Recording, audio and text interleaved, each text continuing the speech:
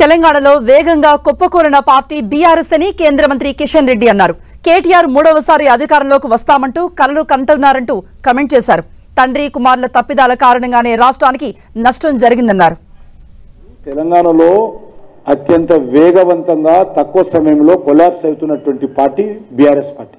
ఇంత తక్కువ సమయంలో కొలాప్స్ అవుతుందని ఎవరు అనుకోలేదు. కాబట్టి ఆ పార్టీని గురించి ఎక్కువ కామెంట్ చేయాల్సిన అవసరం లేదు. కేటీఆర్ అంటే అందరికీ జాలి ఉండాలి, మీకు కానీ మనకు కానీ. పాపం చాలా జాలి ఉండాలి, పడాలి, జాలి పడాలి. ఎందుకంటే ఆయన పోలింగ్ తర్వాత కూడా ఆయన ముఖ్యమంత్రి అయినట్టు, పోలింగ్ తర్వాత కూడా ఈయన డిఫెన్స్ని ఈయన హోమ్ మినిస్టరు, ఈయన రెవెన్యూ మినిస్టరు అంతా రాసి పెట్టుకున్నాడు. ఆ అనుకున్నటువంటి కళలు, అనుకున్నటువంటి కోరికలన్నీ కూడా మొత్తం నీటి మూటలు అయిపోయినాయి.